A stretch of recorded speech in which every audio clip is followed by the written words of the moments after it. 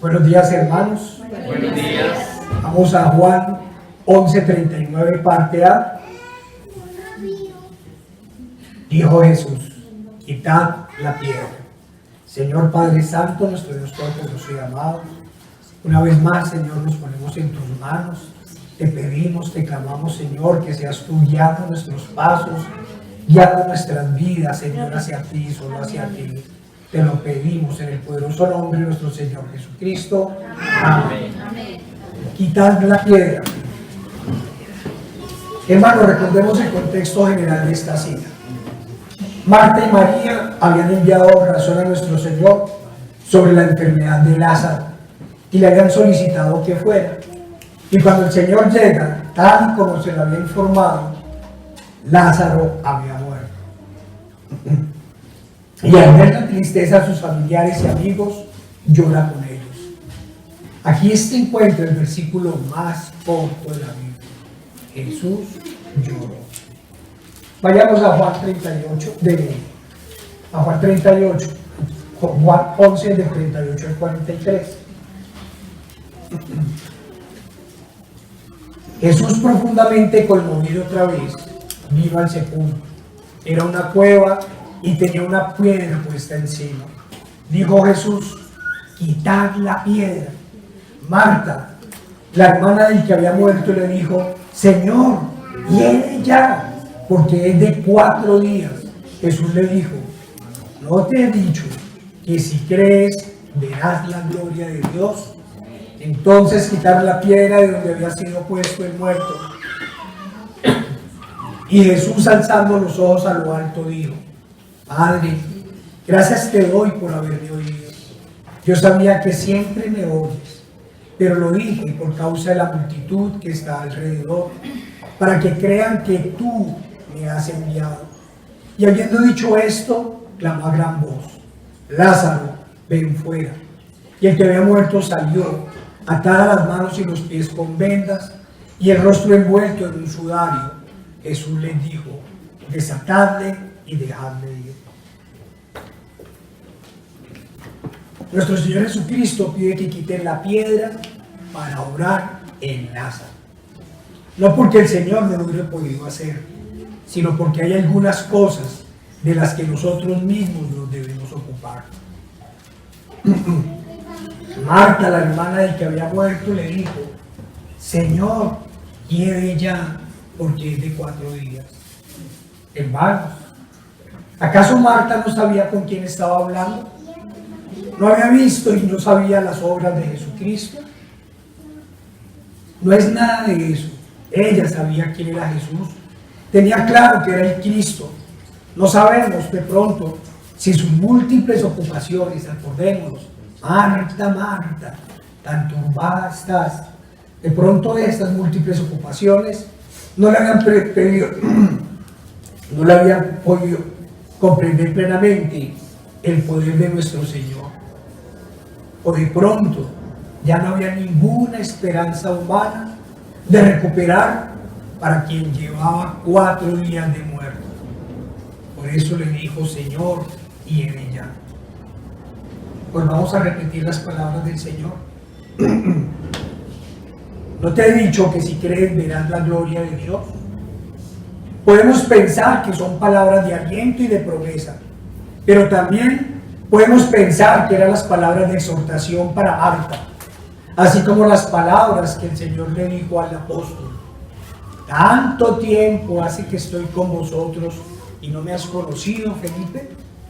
En nuestros términos, el Señor le diría: Marta, yo soy, estoy aquí. ¿Qué pasó con tu fe? ¿Aún no conocen mi poder y deidad? Hermanos, ¿no será esta la pregunta que el Señor nos hace todos los días? Todos los días. Aquí estoy, yo soy. ¿No conocen mi poder y deidad? ¿No será ese el llamado que nos dice?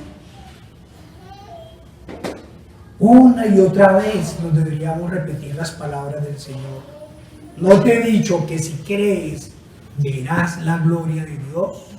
Hermanos, no podemos negar que aunque estemos aquí, aunque nos llamemos cristianos, aún somos, para utilizar las palabras del Señor, hombres de poca fe. Marta, que había caminado con el Señor, que había visto y escuchado de primera mano su gran poder y sabiduría, duda y le dice: Señor, hiede ya, porque te es de 4 días. No me imagino la cara de Marta cuando el Señor dio la orden de quitar la piedra. ¿Se imaginan esa cara? ¿Qué habíamos dicho nosotros? ¿Cómo se le ocurre, Señor? ¿Cómo se le ocurre? Hubiéramos dicho nosotros: Señor, hiede, Señor. Hermanos, ¿cuántas significaciones tienen estas afirmaciones? Marta estaba diciendo: Señor, no hay nada que hacer. Murió, lo lloramos, lo enterramos y su cuerpo está en descomposición. Esa es precisamente nuestra mirada. La mirada de los seres humanos cuando definitivamente ya no hay nada que hacer, cuando todo se ha perdido. Parece que Marta no había entendido, y nosotros tampoco, que para el Señor nada es imposible. Nada es imposible. Ni por un segundo pasó por la mente de Marta que el Señor pudiera resucitar a su hermano después de haberlo enterrado. ¿Qué esperanza uno puede tener? Vio cómo se enfermó, cómo se agravó, murió, lo enterraron, y viene alguien a visitar al muerto. ¿Cuántas veces en nuestros días negamos el poder de Dios? Y ante la mínima dificultad decimos: Señor, hiede. Esa, como decimos, parece ser nuestra respuesta cuando se nos presenta una dificultad, cuando tenemos un problema. Pensamos en nuestras fuerzas y, valga la redundancia, en nuestros pensamientos. Nos dejamos llevar de la tristeza, del desespero, de la angustia, y nos olvidamos de lo fundamental, del poder de Dios. El problema es porque pensamos no conforme a la palabra del Señor, y no pensamos así porque no lo buscamos, y mucho menos nos entregamos a Él. Queremos entender las palabras del Señor, pensemos conforme a la Biblia, pensemos conforme a la palabra del Señor. Pero repitamos una vez más la respuesta de nuestro Señor: ¿no te he dicho que si crees verás la gloria de Dios? Hermanos, el Señor no está pidiendo cosas extraordinarias ni esfuerzos sobrehumanos. Solo pide una cosa: que creamos en Él. Es la única forma de ver la gloria y el poder de Dios. Creer en Cristo y solo en Cristo. Vayamos, hermanos, a Mateo 6, 31-33. Mateo 6, 31-33. Cuando nosotros entendamos estas palabras del Señor, esas promesas del Señor, entonces podemos entender estas otras palabras. Dice la palabra del Señor: no os afanéis pues diciendo: ¿qué comeremos? ¿O qué beberemos? ¿O qué vestiremos? Porque los gentiles buscan todas estas cosas, pero vuestro Padre Celestial sabe que tenéis necesidad de todas estas cosas. Mas buscad primeramente el reino de Dios y su justicia, y todas estas cosas os serán añadidas. Retomemos la historia base. Pero una vez es quitada la piedra, el Señor mira a lo alto y ora al Padre.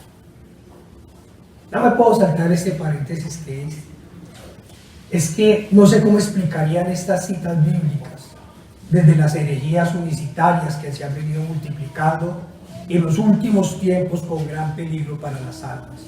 ¿Cómo se puede explicar? El Señor mira a lo alto y ora al Padre. Padre, Gracias te doy por haberme oído. Yo sabía que siempre me oyes, pero lo dije por causa de la multitud que está alrededor, para que crean que tú me has enviado.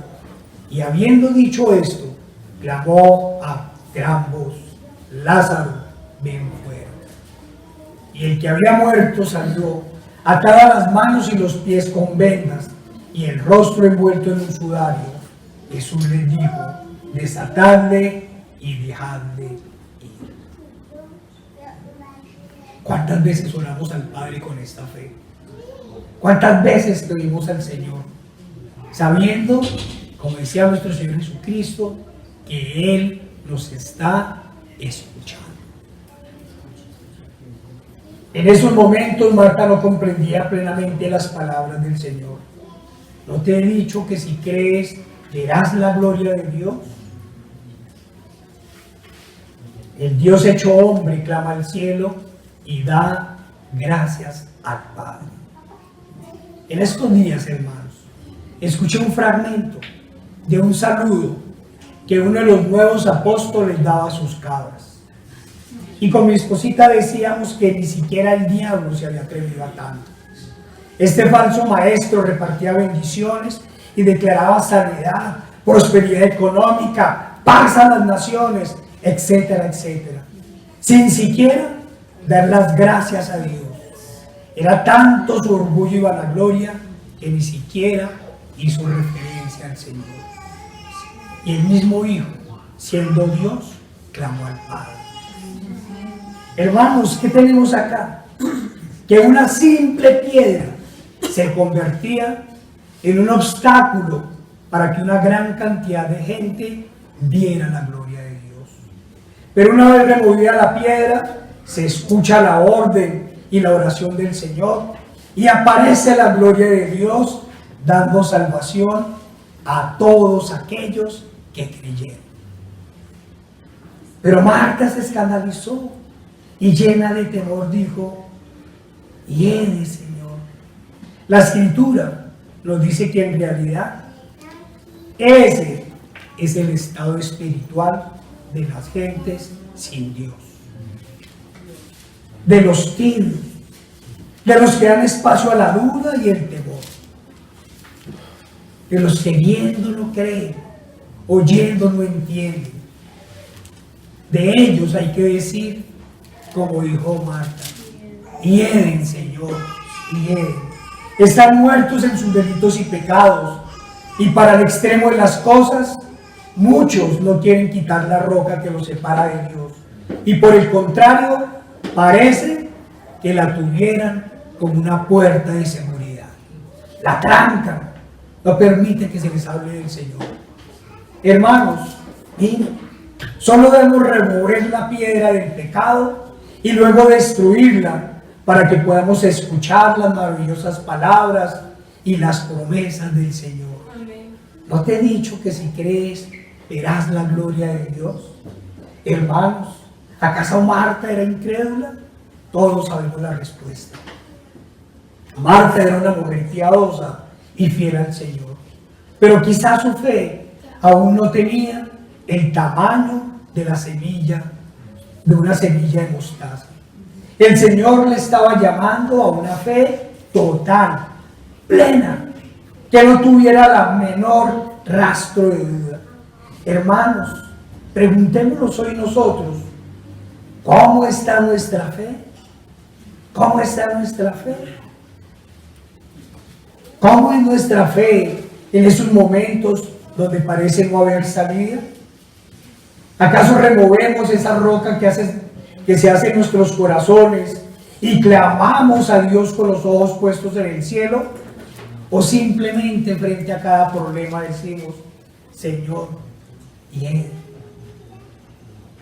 Vamos a otro capítulo. Removiendo la piedra. Acompáñenme por favor a Hechos 2, 14, 37. Removiendo la piedra. Entonces Pedro, poniéndose en pie con los 11, alzó la voz y les habló diciendo: varones judíos y todos los que habitáis en Jerusalén, esto os sea notorio y oíd mis palabras, porque estos no están ebrios, como vosotros suponéis, puesto que es la hora tercera del día. Mas esto es lo dicho por el profeta Joel. Y en los postreros días, dice Dios, derramaré de mi espíritu sobre toda carne, y vuestros hijos y vuestras hijas profetizarán, y vuestros jóvenes verán visiones, y vuestros ancianos soñarán sueños, y de cierto sobre mis siervos y sobre mis siervas aquellos días derramaré mi espíritu, y profetizarán, y daré prodigios arriba en el cielo, y señales abajo en la tierra, sangre y fuego y vapor de humo. El sol se convertirá en tinieblas y la luna en sangre, antes que venga el día del Señor, grande y manifiesto. Y todo aquel que invocar el nombre del Señor será salvo. Varones israelitas, oíd estas palabras. Jesús Nazareno, varón, aprobado por Dios entre vosotros, con las maravillas, prodigios y señales que Dios hizo entre vosotros por medio de él, como vosotros mismos sabéis, a este, entregado por el determinado consejo y anticipado conocimiento de Dios, le vendisteis y matasteis por manos inicuas, crucificándolo, al cual Dios levantó, suelto los dolores de la muerte, por cuanto era imposible que fuese retenido por ella. Porque David dice de él: veía al Señor siempre delante de mí, porque está a mi diestra, no seré conmovido. Por lo cual mi corazón se alegró y se gozó mi lengua, y aún mi carne descansará en esperanza, porque no dejarás mi alma en el Hades, ni permitirás que tu santo vea corrupción. Me hiciste conocer los caminos de la vida, me llenarás de gozo con tu presencia. Varones hermanos, ¿se os puede decir libremente el patriarca David, que murió y fue sepultado, y su sepulcro está con nosotros hasta el día de hoy? Pero siendo profeta y sabiendo con qué juramento Dios le había jurado, de que de su descendencia, en cuanto a la carne, levantaría el Cristo para que se sentara en su trono, viéndolo antes, habló de la resurrección de Cristo, de que su alma no fuese dejada en el Hades, ni su carne vio corrupción. A este Jesús resucitó Dios, de lo cual todos nosotros somos testigos. Así que exaltado por la diestra de Dios, y habiendo recibido del Padre la promesa del Espíritu Santo, ha derramado esto que vosotros veis y oís. Porque David no subió a los cielos, pero él mismo dice, siéntate, él mismo dice, dijo el Señor a mi Señor, siéntate a mi diestra hasta que ponga a tus enemigos por estrado de tus pies. Sepa pues, ciertísimamente, toda la casa de Israel, que a este Jesús, a quien vosotros crucificasteis, Dios le ha hecho Señor y Cristo. Al oír esto, oigan, al oír esto, se compungieron de corazón y dijeron a Pedro y a los otros apóstoles: varones hermanos, ¿qué haremos? Hermanos, ¿qué haremos? No les estaba hablando un filósofo, no les estaba hablando un rey, no les estaba hablando un escriba. Leí todas las palabras de Pedro porque estaba hablando un humilde pescador que no tenía un portátil frente a él que le soplara, ni de dónde leer. Era un simple pescador el que les estaba hablando. No imagino, hermanos, entonces las predicaciones de Pablo. No imagino su profundidad, perfección, claridad, santidad y mucho menos su durabilidad.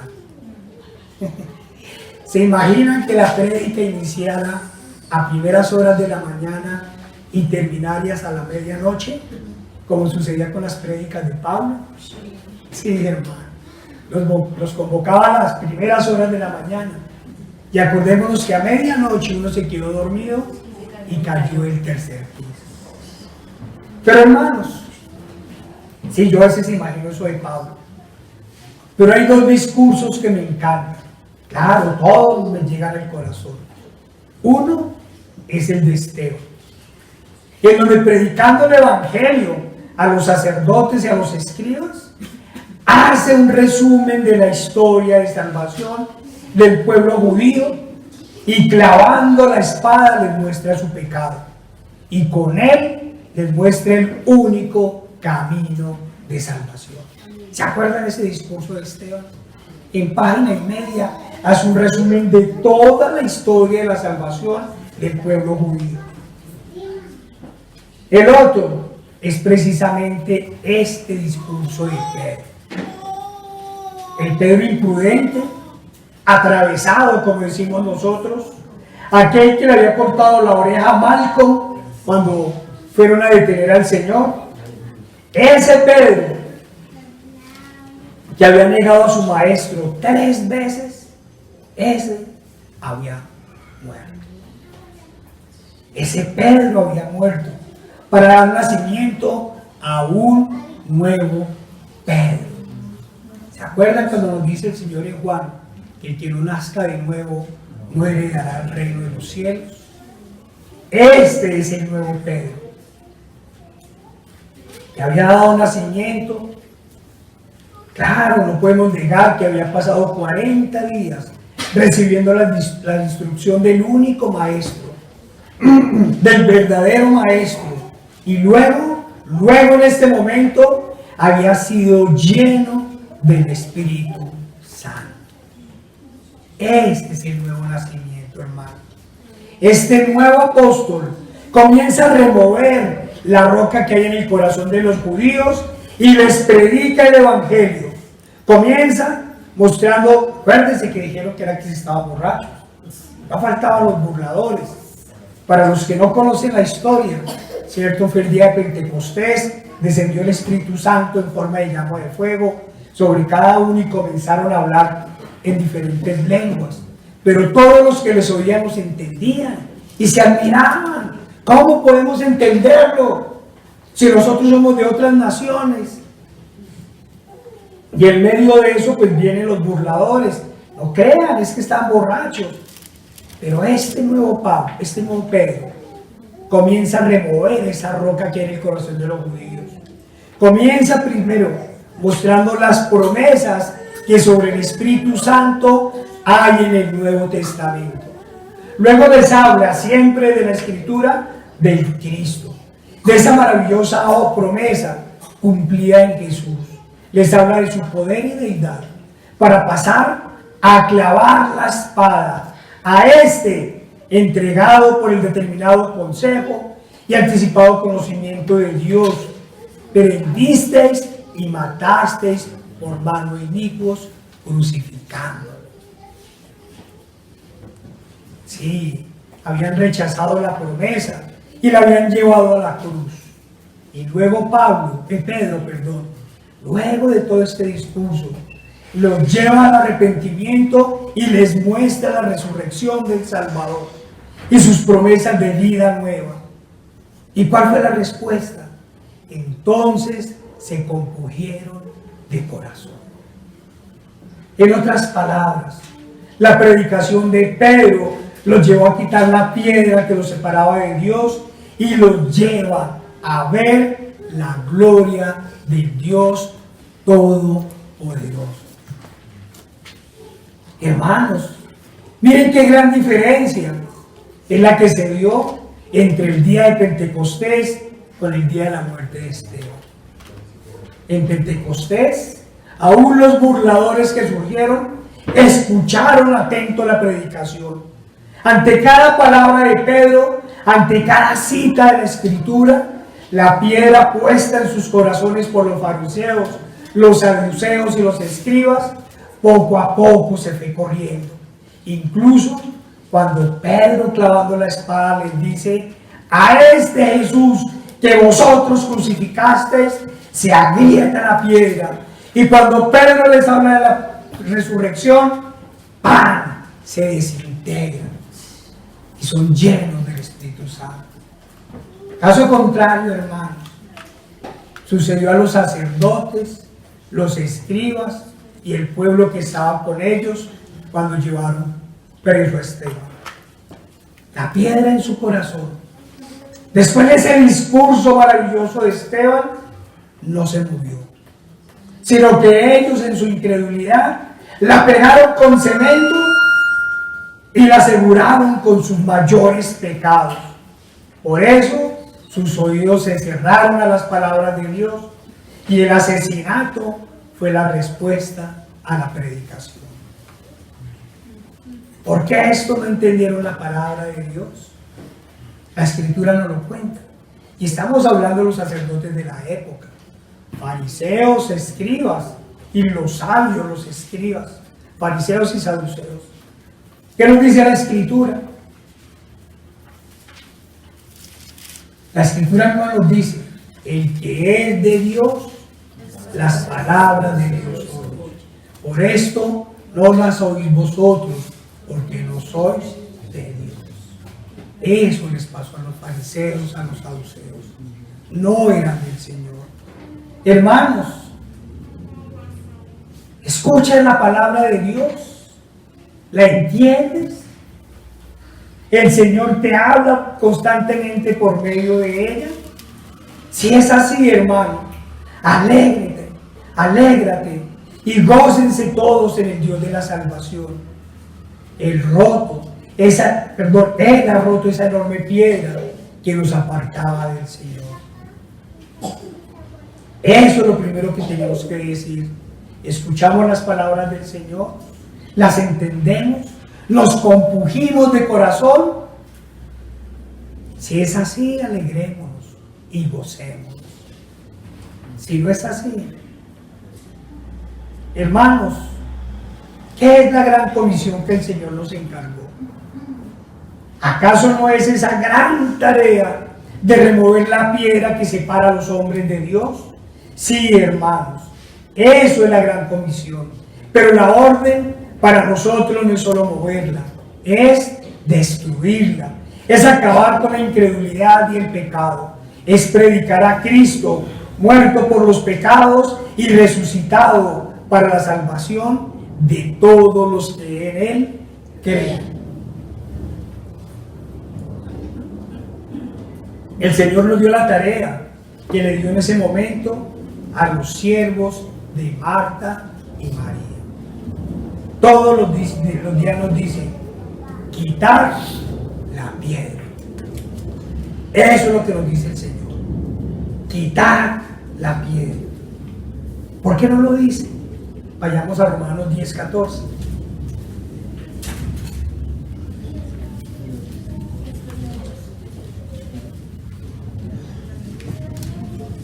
(10:14 y 15). ¿Cómo pues invocarán a aquel en el cual no han creído? ¿Y cómo creerán en aquel de quien no han oído? ¿Y cómo oirán sin haber quien les predique? ¿Y cómo predicarán si no fueren enviados? Como está escrito: cuán hermosos son los pies de los que anuncian la paz, de los que anuncian buenas nuevas. Hay una gran piedra, hermanos, que separa a los hombres entre la podredumbre y la santidad. Como hemos dicho, esta es la piedra de la incredulidad y el pecado. Cuando quitamos esta piedra, podemos clamar al cielo para que nuestras plegarias sean escuchadas y entonces podamos ver la gloria de Dios. Pasemos a otro capítulo. Otras piedras. Otras piedras. En la Escritura nos encontramos otras piedras. Unas se pusieron para tapar la luz y otras para esconder de la muerte. Muchas han sido removidas por los hombres y otras han sido removidas por ángeles. Pero no podemos negar que todas siempre pretendieron encerrar las obras de Dios. Vayamos a Daniel 6, 19 al 22. Daniel, Antiguo Testamento.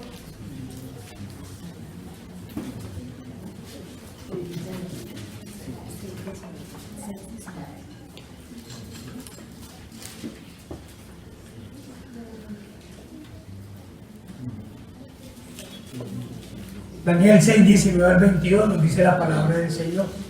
El rey pues se levantó muy de mañana y fue apresuradamente al foso de los leones. Y acercándose al foso llamó a voces a Daniel con voz triste y le dijo: Daniel, siervo del Dios Altísimo, el Dios tuyo, a quien tú continuamente sirves, ¿te ha podido librar de los leones? Entonces Daniel respondió al rey: Oh rey, vive para siempre.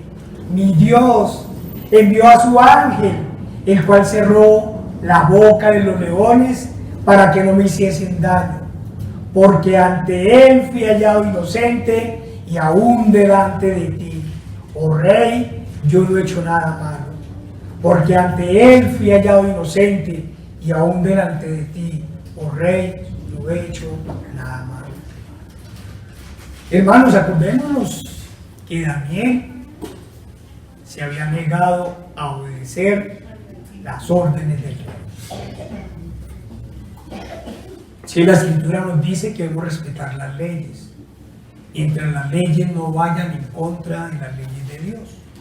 Y esta ley que había puesto el rey violaba los preceptos del Señor, y entonces Daniel no las obedeció y por eso fue echado al foso de los leones. El Señor había convertido esta piedra en una piedra diferente. Siempre como las otras piedras habían ocultado la muerte y el terror, pero ahora el Señor la había convertido en una prueba de fe y de esperanza. La primera obra, por decirlo así, se hizo, ese hecho de quitar la piedra, ese hecho de que metan a Daniel, le pongan la piedra, hace muchas obras. La primera obra, por decirlo así, se hizo cuando un rey pagano, entendió el poder del único Dios verdadero. Este rey le dice, un rey medio persa, de los reinos más bravos de la tierra en esa época, le dice a Daniel el rey: el Dios tuyo, a quien tú continuamente sirves, Él te libere. Estaba reconociendo el poder de Dios. La segunda esperanza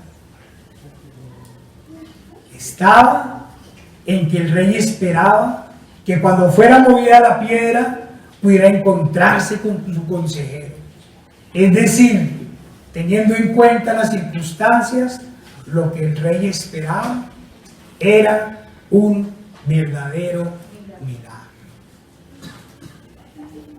Echar a una persona en medio de leones que han puesto a aguantar hambre y que llega afanado a mirar si está. Mire la obra, esa obra en el corazón del rey.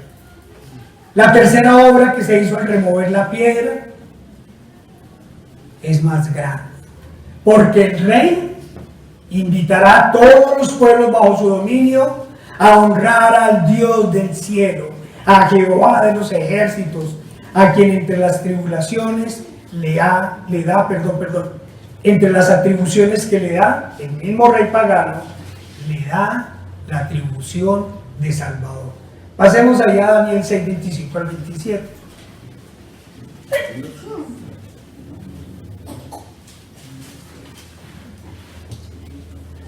Cuando ya remueve la piedra y de Daniel, el rey dice: entonces el rey Darío escribió a todos los naciones y lenguas que habitaban en toda la tierra. Paz os sea multiplicada.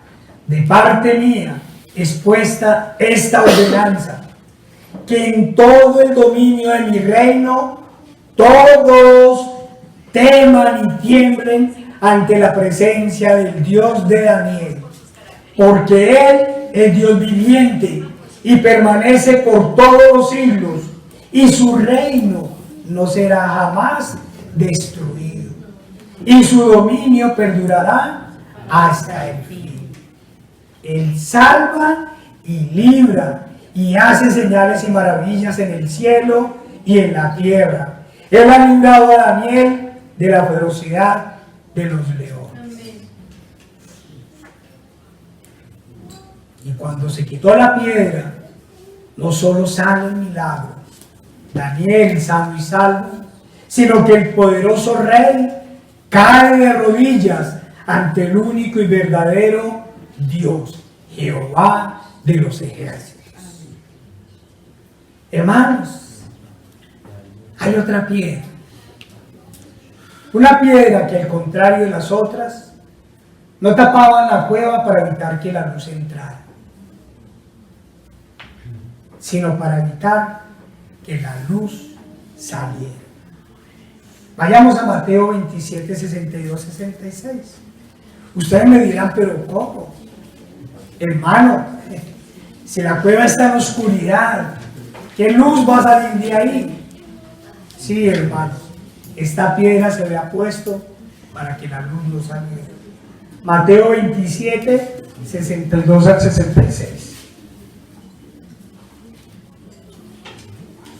Al día siguiente, que es después de la preparación, se reunieron los principales sacerdotes y los fariseos ante Pilato, diciendo: Señor, nos acordamos que aquel engañador dijo viviendo aún: después de 3 días resucitaré. Manda pues que se asegure el sepulcro hasta el 3er día, no sea que vengan sus discípulos de noche y lo hurten, y digan al pueblo: resucitó entre los muertos, y será el postrer error peor que el primero. Y Pilato les dijo: ahí tenéis una guardia, id, aseguradlo como sabéis. Entonces ellos fueron y aseguraron el sepulcro, sellando la piedra y poniendo la guardia. Esta piedra no solo cubría el sepulcro del Señor, además se pretendía usarla para tapar la verdad, para ocultar lo inocultable. A veces pienso, hermanos, que la razón de pedir la guardia no era para impedir que los discípulos del Señor vinieran a llevarse el cuerpo. Era algo peor, sino su objetivo era matar al Señor nuevamente si llegara a resucitar, como pensaron hacer con Lázaro. Tal era el pecado de los sacerdotes y escribas, que su corazón se convirtió en la más grande y terrible piedra que el Señor no pidió remover. Los entregó a sus pecados y delitos. Frente a ellos, como frente a los apóstatas, el Señor nunca dirá: mover la piedra. Eso sí es triste. Eso sí es grave. Cuando el Señor no dé la orden de abrir la piedra. ¿Qué quiere decir? Que los ha desechado. Pero para esta roca no se necesitaba de ninguna orden para que fueran a abrirla. Esta sería abierta con poder. Por más cemento que le hubiesen echado, o más soldados que hubiesen puesto a custodiarla, nada impediría que la luz venciera las tinieblas, que la vida venciera la muerte y que la muerte misma derrotada se convirtiese en esperanza, la más grande esperanza del hombre, la resurrección en Cristo Jesús. Amén. Y como dice la Escritura, la tristeza se convertirá en gozo. Pasado el día de reposo, al amanecer del primer día de la semana, vinieron María Magdalena y la otra María a ver el sepulcro. Y hubo un gran terremoto, porque un ángel del Señor, descendiendo del cielo y llegando, removió la piedra y se sentó sobre ella. Su aspecto era como un relámpago y su vestido blanco como la nieve. Y de miedo de él, los guardas temblaron y se quedaron como muertos. Mas el ángel respondiendo dijo a las mujeres: no temáis vosotras. Yo siempre decía en general, no temáis. Y aquí dice, no temáis vosotras. Porque yo sé que buscáis a Jesús, el que fue crucificado. No está aquí, pues ha resucitado, como lo dijo. Venid, ved el lugar donde fue puesto el Señor. Hermanos, la piedra fue quitada con poder, y el poder dio paso a la luz, y ésta venció las tinieblas, como se hizo en un principio. Como se hizo en un principio. Lo primero que dice el Señor es que pone orden al caos y da luz en las tinieblas. Así sucede con la resurrección de nuestro Señor. Se finalizan las tinieblas y se da paso a la luz. Hermano, hablemos de otras piedras. Hay otras piedras que es necesario remover para que, como con Lázaro, sea hecha perfecta la obra de Cristo en nosotros. Una de esas piedras es precisamente, y ya lo habíamos dicho, la incredulidad. Podríamos afirmar que hay varios tipos de incredulidad. La incredulidad parcial y total. La parcial, a veces la padecemos los creyentes, y especialmente en momentos de pruebas sentimos temor y somos entonces atacados por el enemigo. Yo voy a hablar de la incredulidad parcial.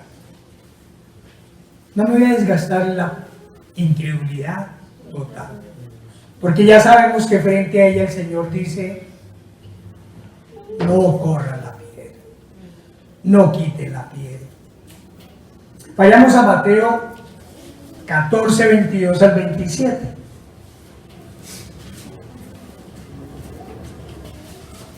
Vamos a hablar de esa incredulidad que por lo general surge del miedo y del temor.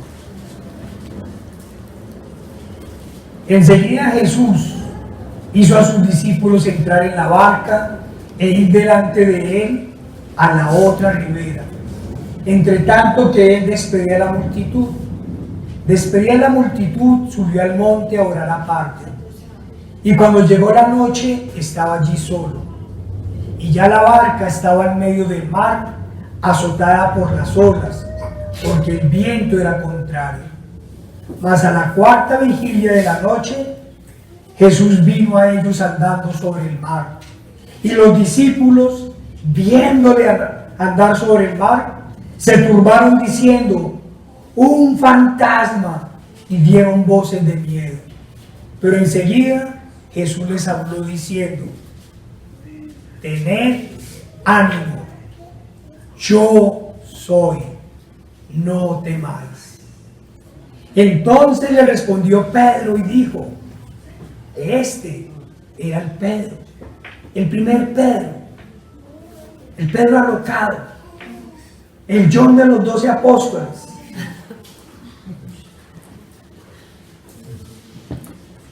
Y dijo: Señor, si eres tú, manda que yo vaya a ti sobre las aguas. Y él dijo: ven. Y descendiendo Pedro de la barca, andaba sobre las aguas para ir a Jesús. pero al ver el fuerte viento, tuvo miedo y comenzó a hundirse. Y dio voces diciendo: Señor, sálvame. Al momento Jesús, extendiéndole la mano, asió de él y le dijo: hombre de poca fe, ¿por qué dudaste? Miren esa diferencia de Pedro.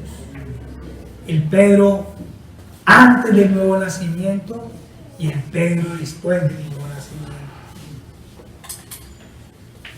Hermanos, miremos otra historia. Una de aquellos que no conocían al Señor. Cuando llegó a donde estaban los discípulos, vio una gran multitud alrededor de ellos y escribas que disputaban con ellos, y enseguida toda la gente viéndolo se asombró y corrieron a él, le saludaron. Él les preguntó: ¿qué disputáis con ellos? Y respondiendo uno de la multitud dijo: Maestro, traje a ti a mi hijo que tiene un espíritu mudo, el cual donde quiera que le tome le sacude, y echa espumarajos y cruje los dientes, y se va secando. Y dije a tus discípulos que lo echasen fuera, y no pudieron. Y respondiendo él les dijo: oh generación incrédula, ¿hasta cuándo he de estar con vosotros? ¿Hasta cuándo os he de soportar? Traédmelo. Y se lo trajeron. Y cuando el espíritu vio a Jesús, sacudió con violencia al muchacho, quien cayendo en tierra se revolcaba echando espumarajos. Jesús preguntó al padre: ¿cuánto tiempo hace que le sucede esto? Y el padre dijo: desde niño. Y muchas veces le echan el fuego y en el agua para matarle. Pero solo si puedes hacer algo, ten misericordia de nosotros y ayúdanos. Jesús le dijo: si puedes creer, al que cree, todo le es posible. E inmediatamente el padre del muchacho clamó y dijo: creo, ayuda mi incredulidad. Y cuando Jesús vio que la multitud se agolpaba, reprendió al espíritu inmundo diciéndole: espíritu mudo y sordo, yo te mando, sal de él y no entres más en él. Entonces el espíritu, clamando y sacudiéndole con violencia, salió, y él quedó como muerto, de modo que muchos decían: está muerto. Pero Jesús, tomándole la mano, le enderezó y le levantó. Cuando él entró en casa, sus discípulos le preguntaron aparte: ¿por qué nosotros no pudimos echarle fuera? Y él les dijo: este género con nada puede salir, sino con oración y ayuno. La escritura en estos dos ejemplos muestra la falta de fe de los apóstoles frente a dos situaciones. Frente a dos situaciones de miedo. Uno de los principales problemas es la falta de oración. Frente al miedo, el Señor les habla a los discípulos y les dice: tened ánimo, yo soy, no temáis. En ese momento el Señor le dice a los discípulos que deben remover la piedra del pecado, animándose, confiando en el Señor y apartando de ellos todo temor. Hermanos, la falta de ánimo frente a las adversidades es una piedra que nos separa del Señor. Por eso Él nos dice: gozaos y alegraos, porque vuestro galardón es grande en los cielos. Amén. Escuchen, hermanos, las razones del gozo y la alegría, porque vuestro galardón es grande en los cielos. Hermanos, no podemos negar que hay cosas que nos producen miedo y nos desaniman. Esta combinación de piedras son un grave peligro para la fe. Y estas, como hemos dicho en reiteradas ocasiones, se producen porque aún seguimos teniendo nuestros ojos puestos en la tierra, en las cosas que perecen, en lo material. Pareciese que aún no hayamos entendido sobre la perla de gran valor. Si nosotros entendiéramos perfectamente el significado de estas palabras, porque vuestro galardón es grande en los cielos, el desánimo y el miedo no tendría parte en nuestras vidas. Hermanos, entendamos cuál es nuestro galardón, entendamos en dónde es, en dónde debe estar nuestra fe y nuestra esperanza. Y ya el miedo y el temor huirá de nosotros. Luego el Señor exhorta a Pedro y le dice: ¿por qué dudaste, hombre de poca fe? Hermanos, si el miedo y el temor son unas piedras grandes, la duda es una piedra peor. Esta nos separa aún más de Dios, pues está conformada por la incredulidad. ¿Y cómo obra el Espíritu de Dios si no creemos en Él? ¿Cómo puede obrar? Y no es porque Dios no lo puede hacer, no, es porque el Dios es soberano, es porque el corazón de las personas a veces se vuelve como el corazón de Faraón, y entonces el Señor los desecha. Hermanos, hay que apartarnos de la duda, hay que apartarnos de la incredulidad. Vayamos a Mateo 13, 53 al 58.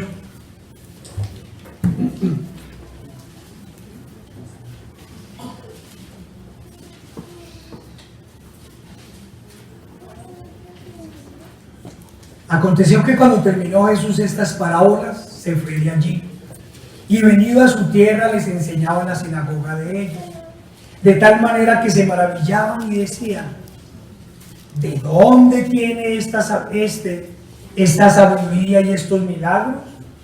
¿No es este el hijo del carpintero?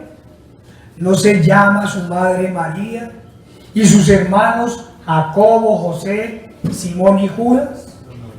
¿No están todas sus hermanas con nosotros? ¿De dónde pues tiene todas estas cosas? Y se escandalizaban de él. Pero Jesús les dijo: no hay profeta sin honra, sino en su propia tierra y en su casa. Y no hizo allí muchos milagros a causa de la incredulidad de ellos. Cuando no creemos, no podemos esperar la obra del Señor. Claro, hermanos, el caso de Pedro es diferente. Pues frente a su duda, el Señor lo exhorta, pero no es una exhortación para desecharlo, sino es una exhortación para que devuelva esa piedra que obstaculiza el camino de la salvación. Pero cuidado, hermanos, miren que hay dos llamados de atención. Uno, para que se siga con tal seguridad y con total seguridad en el Señor, eliminando todo rastro de duda. Y el otro es para ser desechado. Hermano, ¿cómo está su corazón? ¿Como el de Pedro en ese momento? ¿O como el corazón de los vecinos del Señor? Muy similar al de Faraón. Porque si está como el de Pedro, hermano, hay esperanza. Pero si está como el de los vecinos del Señor, la Escritura nos dice que el Señor lo endurecerá más. Vayamos a Santiago 1, 5 al 6.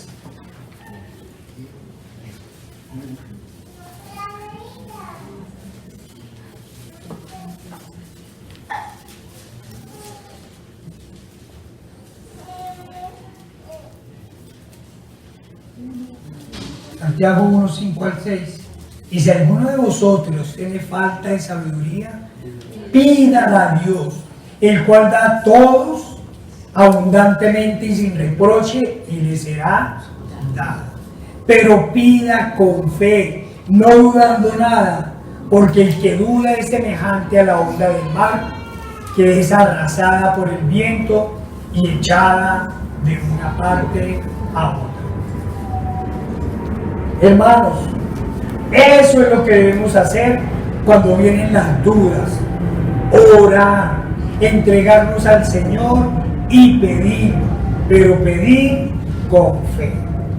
En el caso del muchacho endemoniado, el Señor también exhorta al Padre y le dice: al que cree, todo le es posible.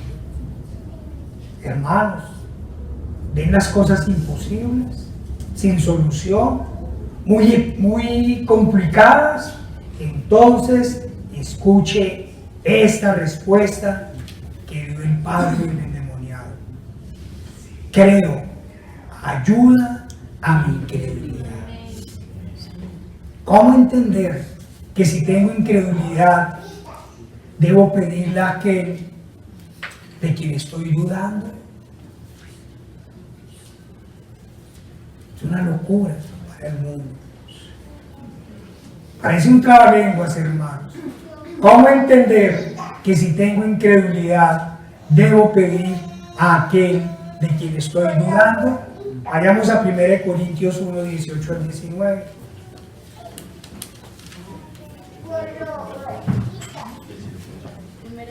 1 Corintios 1, 18 al 19. Dice la palabra del Señor: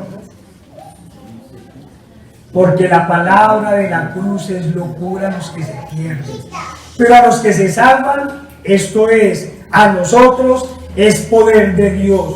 Pues está escrito: destruiré la sabiduría de los sabios y desecharé el entendimiento de los entendidos. No es locura, hermanos, es fe, la fe en Dios.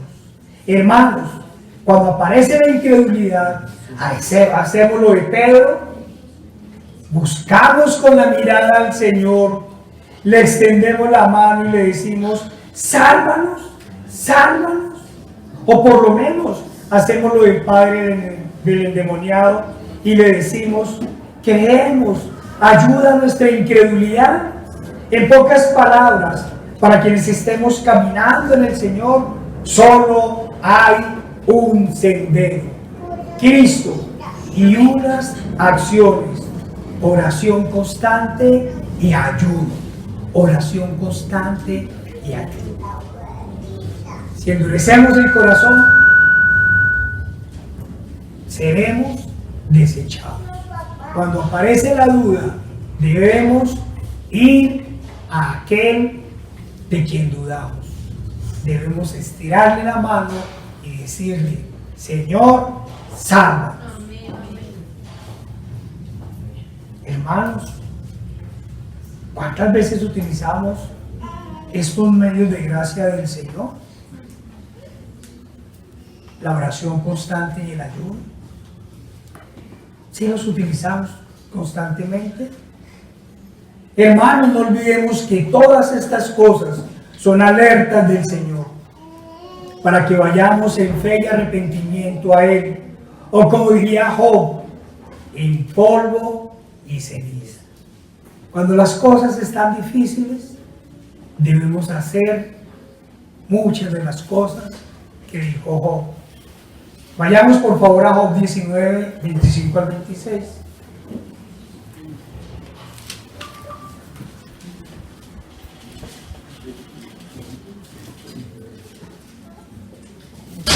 Dice Job: yo sé que mi Redentor vive. Amén. Y al fin se levantará sobre el polvo, y después de deshecha esta mi piel, en mi carne he de ver a Dios. Amén. O corrige mejor Job y lo dice de otra forma. Vayamos a Job 42:5 y acordémonos que lo que le pasó a Job sí es una prueba. Estos días hemos estado hablando de ello, ¿sí? Hermanos, eso sí es una prueba. ¿Y qué dice Job después de que pasa la prueba? De oídas te había oído, mas ahora mis ojos te ven. Eso es lo que hay que hacer, hermano. Pero si te desvías del camino y te alejas del arrepentimiento, es decir, si no remueves esa piedra que te separa del Señor, muy posiblemente el Señor te dirá: pero por tu dureza y por tu corazón no arrepentido, atesoras para ti mismo ira para el día de la ira y de la revelación del justo juicio de Dios. Eso es lo que acumulan los incrédulos. Ira para el día de la ira. Ay, hermanos, hay otra piedra. Esta no solo hay que quitarla, hay que demolerla, hay que dinamitarla. Es la piedra de la murmuración. Vayamos a Santiago 4:11.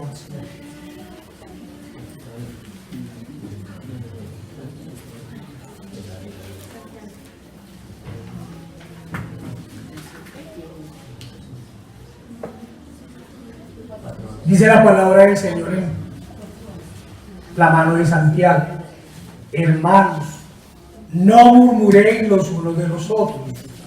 El que murmura de su hermano y juzga a su hermano, murmura de la ley y juzga la ley. Pero si tú juzgas a la ley, no eres hacedor de la ley, sino juzgas. Estamos hablando en el caso de la murmuración, ¿no? De pronto alguno dice: no juzguen, para que no seas juzgado. No, eso es otra cosa, ¿sí? Pero podemos también hablar de Proverbios 25:23. Proverbios dice, no vayan allá: el viento del norte ahuyenta la lluvia, y el rostro airado la lengua de tractor. O, ¿qué pasó con los corintios? Con los de Corinto. Vayamos a 2 de Corintios 12:20.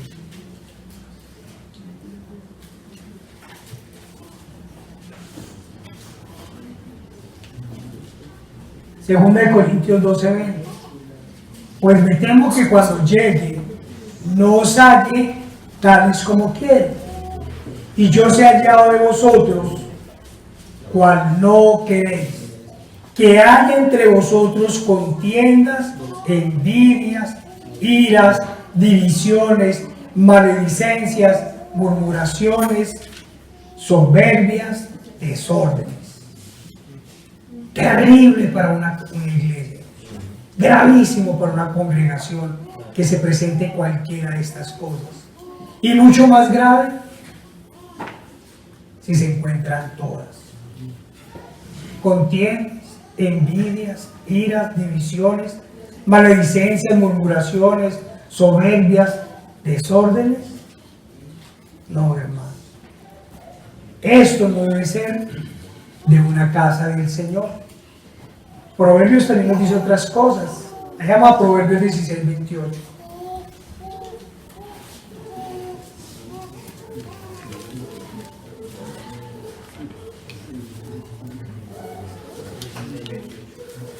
Miren quién nos habla. El hombre perverso levanta contiendas, y el chismoso aparta a los mejores amigos. Pasemos a Gálatas 5:15.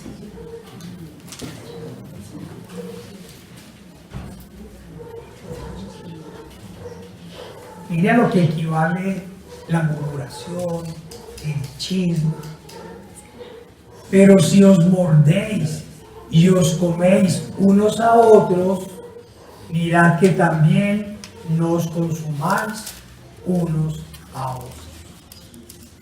Hermanos, para que nos imaginemos la gravedad de la murmuración y el chisme, debemos tener en cuenta que hay más de 100 versículos en la Biblia que hacen referencia de él.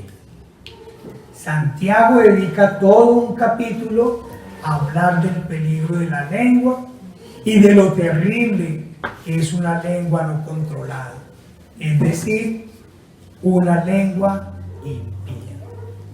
Vayamos a Santiago 3. Ahora vamos a leer un pedazo pequeño.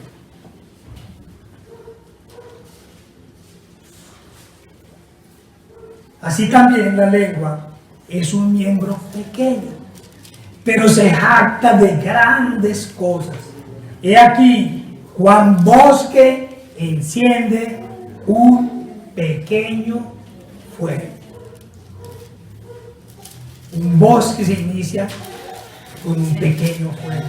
Hermanos, la murmuración es un pecado, una piedra clavada en nuestro corazón que es necesario remover con la mayor urgencia. Esta, como dice la palabra de Dios, genera disensiones, pleitos, contiendas. En fin, sería larga la lista si enumeramos todo lo que produce, pero sobre todo genera algo más terrible, algo más peligroso: divisiones. Un mal comentario puede encender un fuego terrible. ¿Qué es una lengua no controlada? Miremos lo que nos dice Santiago. Y la lengua es un fuego, un mundo de maldad. Hay gente que no se puede morder la lengua, hermanos. Donde se muerda la lengua se intoxican. Hermanos, es nuestro deber como cristianos refrenar la lengua, que de nuestra boca solo salgan palabras de agradecimiento al Señor. Tengamos muy claro que la murmuración genera división y por esto es tan severamente castigada por Dios. No olvidemos cómo inició y en qué terminó la rebelión de Coré. Claro, en nuestro caso, tendríamos que seguir el consejo de Pablo. Una cita que nos hicieron por ahí aprender a todos de memoria. Al hombre que cause divisiones, después de una y otra amonestación, desecha. Sabiendo que el tal se ha pervertido y peca y está condenado por su propio juicio. Hermanos, miren la gravedad de la murmuración. Por favor, hay que entender que es una piedra terrible que debemos remover de nuestros corazones, sacarla y dinamitarla. Vamos a terminar con otra piedra: el orgullo. El otro de los pecados graves y recurrentes a los ojos de Dios. La Biblia contiene más de 80 versículos donde hacen referencia a él. Nos dice 2 Corintios 10:12: mas el que se gloría, gloríese en el Señor, porque no es aprobado el que se alaba a sí mismo, sino aquel a quien Dios alaba. Proverbios 8:13: el temor de Jehová es aborrecer el mal. La soberbia y la arrogancia llevan al mal camino. Santiago 4:16 nos dice: pero Él da mayor gracia. Por esto dice: Dios resiste a los soberbios y da gracia a los humildes. El orgullo es de los pecados que más pasan desapercibidos a los ojos de las personas, en especial de los falsos creyentes. El verdadero cristiano debe tener claro que el Señor no nos llamó, oiga, no nos llamó a mirarnos como iguales a los demás, sino como inferiores a los demás. No, ¿cómo así? Dirán los psicólogos. Se escandalizan. Se escandalizan. ¿Cómo le va a decir eso al niño? Se traumatiza. Sí, el niño se traumatiza. Pero el Señor nos llamó a vernos como inferiores a los demás.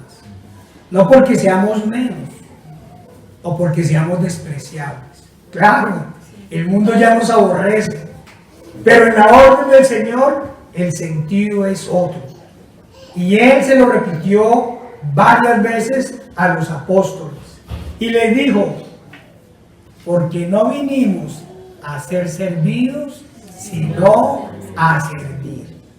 Sí, hermanos, el Señor nos trajo a servirle a Él, a servirle a la iglesia, a servirle a los otros creyentes e incluso a servir a los impíos. A ellos les servimos cuando les predicamos la palabra de Dios. Y yo les pregunto, ¿qué corazón orgulloso o vanaglorioso puede servir? ¿Podría servir? No. El mundo siempre está esperando que le sirva. Hermanos, recordemos la historia de algunos cuyo corazón se exaltó por encima del Creador, del Dios Todopoderoso, del Creador del cielo y la tierra. Hay algunas historias. Vayamos a Ezequiel 28, 1 y al 10.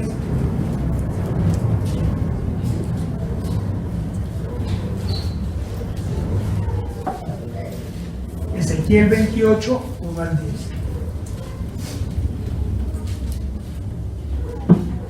Vino a mí palabra de Jehová diciendo: hijo de hombre, di al príncipe de Tiro, así ha dicho Jehová el Señor, por cuanto se enalteció tu corazón y dijiste: yo soy un Dios, en el trono de Dios estoy sentado en medio de los mares, siendo tú hombre y no Dios, y has puesto tu corazón como corazón de Dios.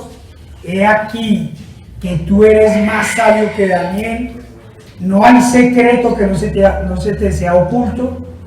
Con tu sabiduría y con tu prudencia has alcanzado riquezas y has adquirido oro y plata en tus tesoros. Con la grandeza de tu sabiduría en tus contrataciones has multiplicado tus riquezas, y a causa de tus riquezas se ha enaltecido tu corazón. Por tanto,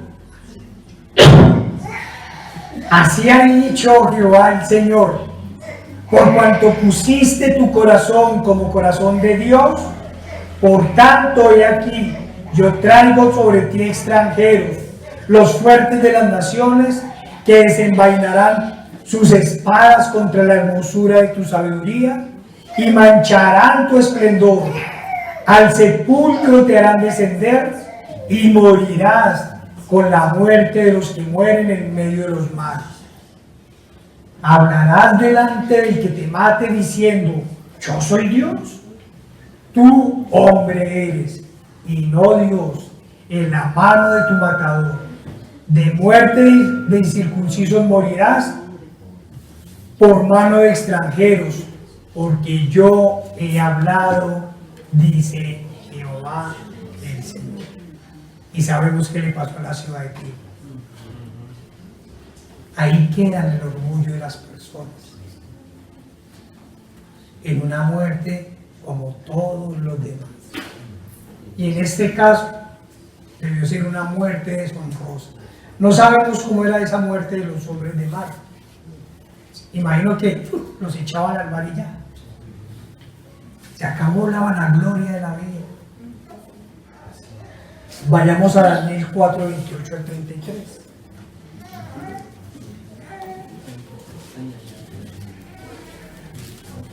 Y estas también son dos historias con dos finales diferentes. Porque el rey de Tiro se vanaglorió, pero se hizo Dios y habló como si fuera Dios sobre Dios. Daniel 4, 28 al 33. Todo esto vino sobre el rey Nabucodonosor. Al cabo de 12 meses, paseando en el palacio real de Babilonia, habló el rey y dijo: ¿no es esta la gran Babilonia que yo edifiqué para casa real con la fuerza de mi poder y para gloria de mi majestad? Aún estaba la palabra en la boca del rey cuando vino una voz del cielo: a ti se te dice, rey Nabucodonosor, el reino ha sido quitado de ti, y de entre los hombres te arrojarán, y con las bestias del campo será tu habitación, y como a los bueyes te apacentarán, y 7 tiempos pasarán sobre ti, hasta que reconozcas que el Altísimo tiene el dominio en el reino de los hombres, y lo da a quien él quiere. En la misma hora se cumplió la palabra sobre Nabucodonosor, y fue echado entre los hombres, y comía hierba como los bueyes, y su cuerpo se mojaba con el rocío del cielo, hasta que su pelo creció como plumas de águila, y sus uñas como las uñas de las aves.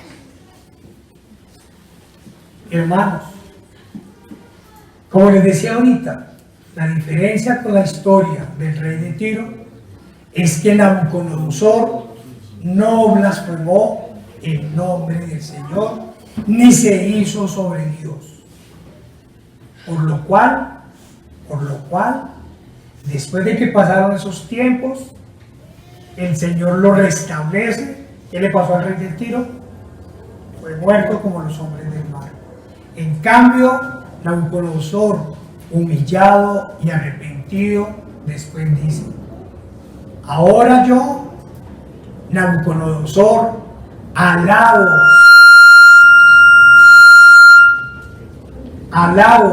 engrandezco y glorifico al Rey del cielo, porque todas sus obras son verdaderas y sus caminos justos, y él puede humillar a los que andan con soberbia. Hermanos, no nos hagamos orgullosos ni soberbios. La palabra del Señor nos manda a ser humildes, mansos y servidores. Amén. Hay otra roca, o más bien otro que se cree el rey, engrandeciéndose. Acompáñenme a la segunda de Tesalonicenses 2, 3 al 4.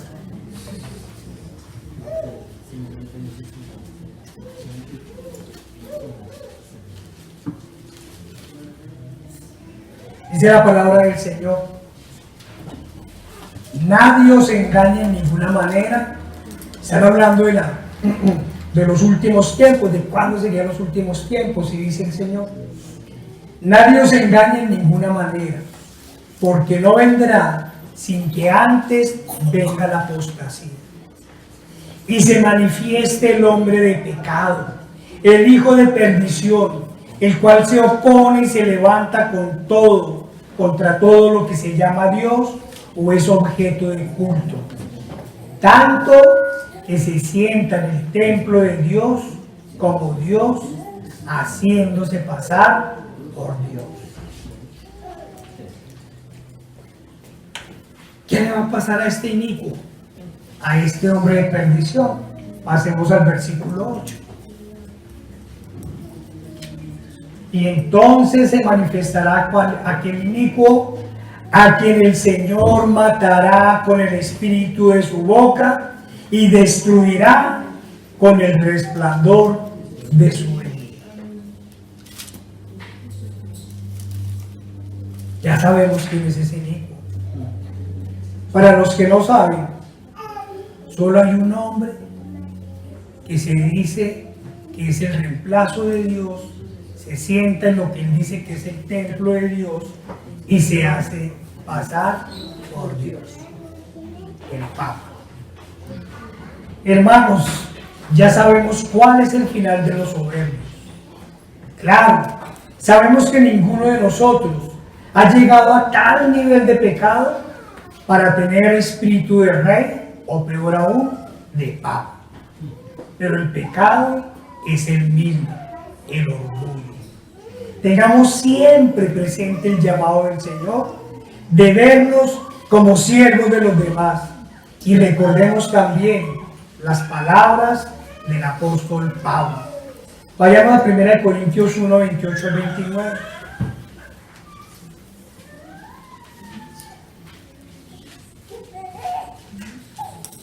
Hermanos, recordemos que nosotros no hemos sido llamados por nuestras cualidades, ni por nuestro buen corazón. Acordémonos que el Señor dijo que entre lo vil y lo menospreciado escogía. Dice Pablo: pues mirad, hermanos, vuestra vocación, que no sois muchos sabios según la carne, ni muchos poderosos, ni muchos nobles, sino que lo necio del mundo escogió Dios para avergonzar a los sabios, y lo débil del mundo escogió Dios para avergonzar a lo fuerte, y lo vil del mundo y lo menospreciado escogió Dios, y lo que no es, para deshacer lo que es, a fin de que nadie se jacte en su presencia. Mas por él estáis vosotros en Cristo Jesús, el cual nos ha sido hecho por Dios sabiduría, justificación, santificación y redención, para que, como está escrito, el que se gloría, gloríese en el Señor. Hermanos, nos vamos a gloriar, gloriémonos en el Señor. Queremos ser gloriosos, sirvamos fiel y humildemente como sirvió el Señor. Nuestra tarea, hermanos, es remover esa piedra del orgullo que nos separa de Dios. Pero también, hermanos, no olvidemos que hay muchas otras piedras que demoler: la envidia, la avaricia, la tristeza, la falta de contentamiento. Grave. Nunca nos saciamos de nada. Y hay otra que también es terrible: la desobediencia. Y en general, todas aquellas a las que aún le damos cabida en el corazón. Hermanos, frente al pecado que nos separa de Dios, si aún tenemos inmundicias en nuestros corazones, debemos escuchar la voz del Señor para que obre con todo su poder en nosotros y obedecer su orden: quitar la piedra. Señor Padre Santo, nuestro Dios todopoderoso y amado, te damos gracias, Señor, por estas palabras, Señor, porque eres tú, Señor, quien las das, quien las induce, Señor. Nosotros somos simples colaboradores, Señor. Tú eres el que lo das todo, Señor. Padre, ayúdanos a obedecer tu orden, Señor. Ayúdanos a quitar esa piedra del pecado que aún queda en nuestro corazón. Te lo pedimos en el poderoso nombre de nuestro Señor Jesucristo. Amén.